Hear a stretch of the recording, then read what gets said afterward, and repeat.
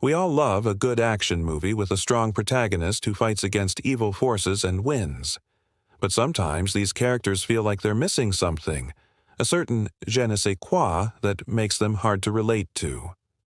What if I told you there existed an order of elite warriors so disciplined, honorable, and dedicated to their craft that they seemed straight out of a Hollywood blockbuster? Welcome to my channel. And today, let's find out about the real-life samurais, the epitome of stoic warriors and gentlemen.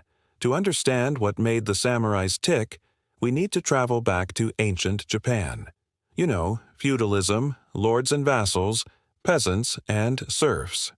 That was the medieval Japan. And the samurais were the middlemen, the military nobility who served the country's feudal lords known as the daimyo. They were the enforcers, the shock troops, the diplomats, the administrators, and even the caretakers of the culture and aesthetics. You see, the term samurai literally means one who serves, derived from the Japanese verb saburao.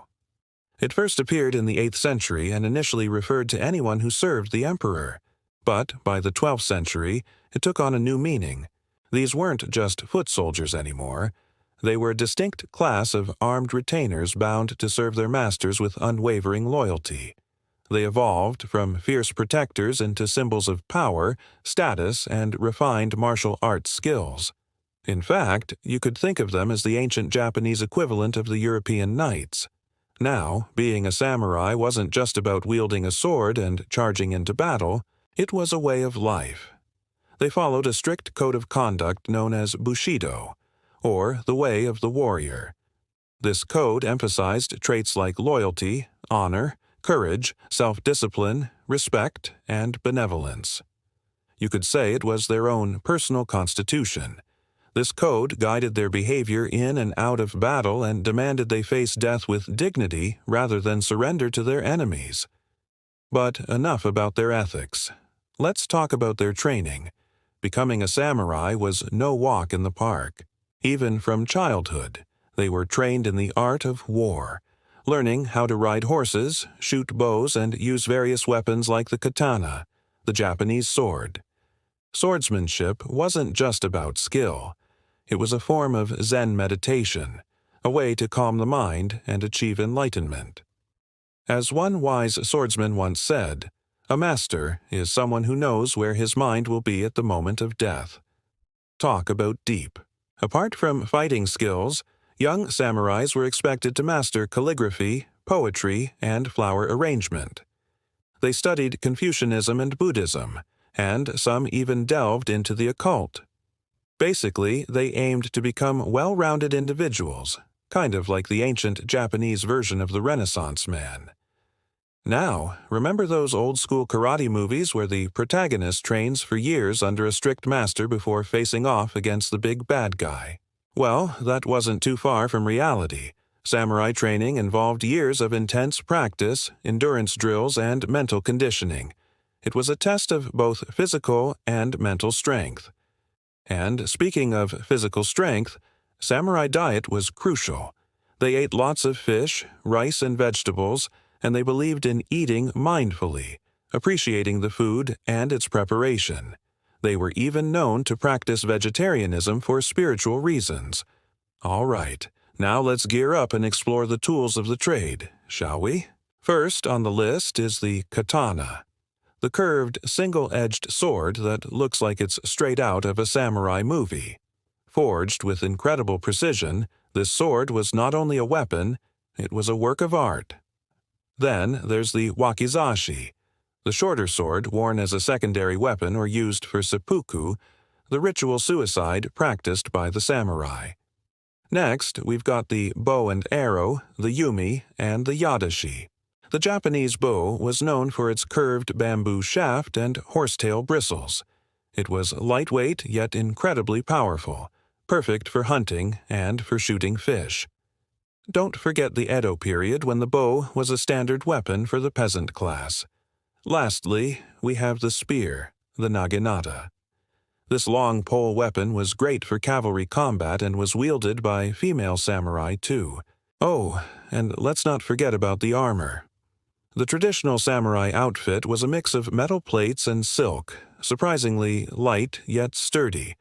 They wore helmets called kabuto, which often had a distinctive shape with a neck guard called a shikoro. Not only did this protect them in battle, but it also identified which clan they belonged to. Now let's talk about one of the most intriguing aspects of the samurai: their obsession with death.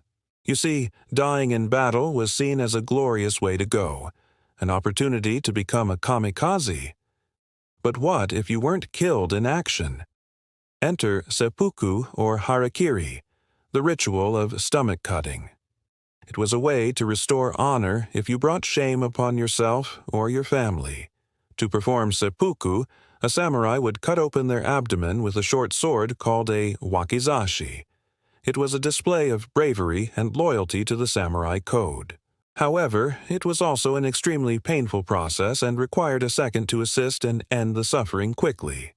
Seppuku might sound like a dramatic way to go, but it was a deeply ingrained part of the samurai culture. Next up, we'll take a look at some of the most famous samurai names you might have heard of. But before that, here's a quick quiz. Which famous movie character was a samurai? Pause the video and comment your answer below. First up is Miyamoto Musashi, a legendary swordsman who supposedly won over 60 duels. He was also an artist, writer, and philosopher. He's best known for his book, The Book of Five Rings, a guide to strategy and tactics. Then we have Oda Nobunaga, a ruthless daimyo who lived in the 16th century. He was a brilliant tactician and the first of three great unifiers of Japan. He was known for introducing firearms to Japan and using them effectively in battles. Finally, Tokugawa Ieyasu was the third shogun of Japan, establishing the Tokugawa shogunate, which lasted over 250 years. He played a crucial role in the Battle of Sekigahara, considered a turning point in Japanese history. Now that we've met some of the most famous samurai, let's talk about their demise. The late 19th century saw significant changes in Japan, including the Meiji Restoration, which brought about modernization and westernization. Samurai, with their outdated way of life, lost their privileged status. In 1876, the government passed a law abolishing the wearing of swords in public, effectively ending the samurai's iconic look. During the Russo-Japanese War of 1904-1905, many samurai fought bravely but also realized the futility of their traditional weapons against modern firearms and artillery. The final stand of the samurai came during the Satsuma Rebellion of 1877, when a group of loyalists tried to restore the shogunate. It was led by Saigo Takamori, a famous samurai and former general. However, the rebellion was crushed, marking the definite end of the samurai era. So, there you have it, a glimpse into the world of the samurai.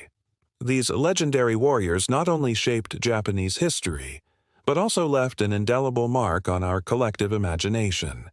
Their stories continue to inspire awe and admiration, reminding us of the power of discipline, honor, and unwavering loyalty. Speaking of inspiring, if you enjoyed this video, don't forget to hit the subscribe button, and if you want to learn more about similar topics, click on one of these videos on the screen.